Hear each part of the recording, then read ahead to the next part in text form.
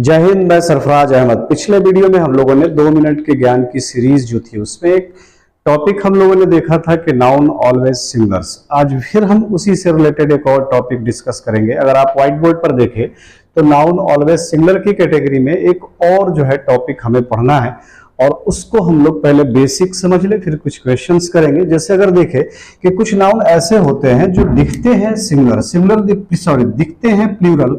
वजह यह है कि उसमें जो है स्पेलिंग के वजह से ही एस और एस पहले से जुड़ा होता है, इसलिए हमें वो प्लूरल दिखते हैं।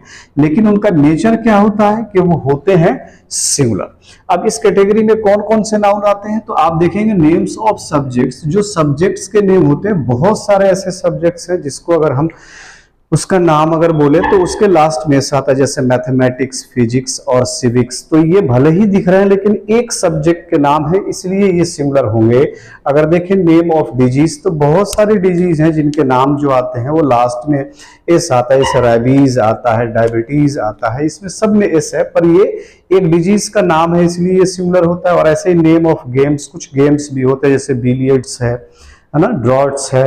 ये सारे जो गेम के नाम होते हैं वो सब के सब एस या एस अपने साथ लिए होते हैं। लेकिन चूंकि ये एक सब्जेक्ट, एक डिजीज और एक गेम के नाम है, इसलिए ये होते क्या है बाबू, सिंगुलर होते हैं। अब इसके बाद क्या है कि इनके यूज के लिए हमें कुछ बातों का ध्यान रखना पड़ेगा। यहाँ हमने लिखा काम की बात। अगर आप इसमें पहला पॉइंट देखें तो डोंट रिमूव एस और ई एस।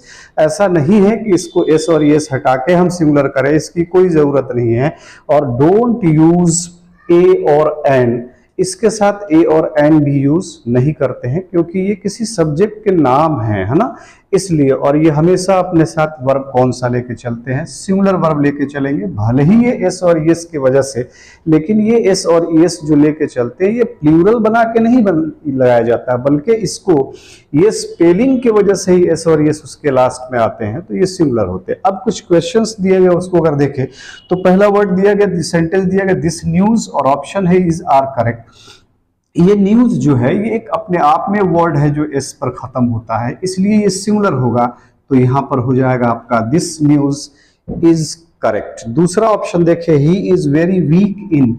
सब्जेक्ट का नाम जो होता है वो फिजिक नहीं होता है बल्कि फिजिक्स होता है, तो यहाँ पर फिजिक का यूज जो होगा वो सही नहीं होगा। असल सेंटेंस की बात करें अगर तो he is very weak in physics होगा।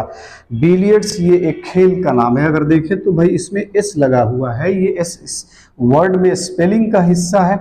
और इसके बाद यहाँ पर इज और आर ऑप्शन है, तो जाहिर सी बात है ये सिंगुलर ही होगा, तो यहाँ पर आर नहीं लगेगा। तो सेंटेंस सही जो होगा वो होगा billiards is played by the rich. Diabetes ये एक डिजीज का नाम है और इसलिए ये सिंगुलर लेंगे। हम सिंगुलर लेंगे तो वर्ब अपने साथ ये सिंगुलर लेगा, यानी is not so serious as cancer.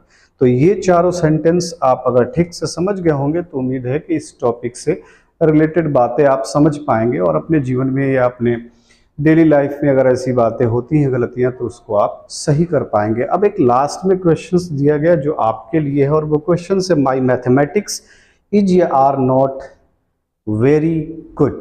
ये क्वेश्चन मैंने आपके लिए छोड़ा है। आप इस क्वेश्चन का आंसर हमें कमेंट बॉक्स में देंगे और फिर अगली वीडियो तक के लिए हम आपसे इजाजत चाहते हैं। जय हिंद।